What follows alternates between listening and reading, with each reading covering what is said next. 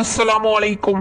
நம்ம இன்னைக்கு என்ன வீடியோ பார்க்க போறோம்னா, சோதனையான துன்பமான நேரத்தில் ஓத வேண்டிய ஒரு துவா பற்றி தான் பார்க்க போறோம்.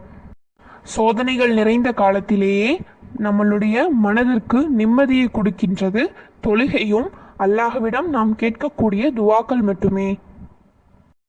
அவ்வாறு நாம் அல்லாஹ்விடம் துவா செய்தோம் என்றால் நம்மளுடைய வாழ்க்கையில் இருக்கக்கூடிய சோதனைகளை அல்லாஹ் அந்த சோதனையை அதிகமாக்காமல் அந்த சோதனையிலிருந்து விடுபடுவதற்கு நமக்கு உதவி செய்வான்.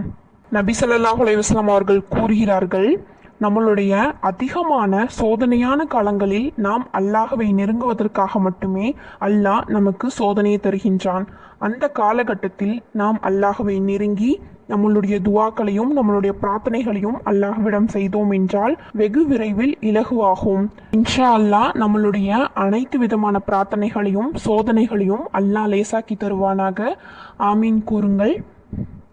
இப்போ அந்த துவாவை பற்றிய ஒரு ஹதீஸை பார்க்கலாம்.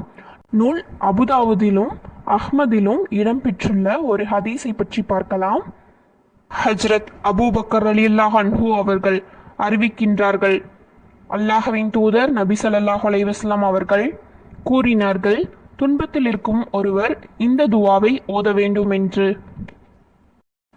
அல்லாஹும்ம ரஹ்மத்தக அர்ஜு ஃபலா தகில்னி இலா நப்சி தர்ஃபா ஐனின் வா அஸ்லிஹ் லி ஷஅனி குல்லஹு லா இலாஹா இல்லா அன்த.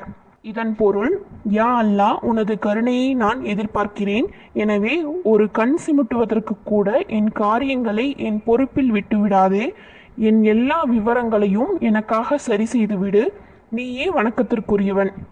இதுவே இந்த துவாவின் பொருள் ஆகும். இந்த துவாவை நம்மளுடைய அனைத்து விதமான நேரத்திலும் ஓதலாம்.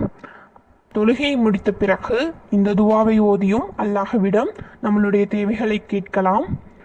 நாம் கவலை மற்றும் துன்பமான நேரத்தில் இருக்கும்போது இந்த துவாவை ஓதி அல்லாஹ்விடம் பிரார்த்தித்தோம் என்றால் அனைத்தும் லேசாகும் என்று நபி ஸல்லல்லாஹு அலைஹி வஸல்லம் அவர்கள் நமக்கு கற்றுக் கொடுத்திருக்கிறார்கள்.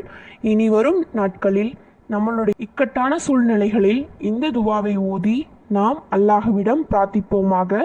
இந்த வீடியோ அனைவருக்கும் பயனுள்ளதாக அமையட்டும். இந்த வீடியோ பிடித்திருந்தால் லைக் செய்யுங்க. அஸ்ஸலாமு அலைக்கும்.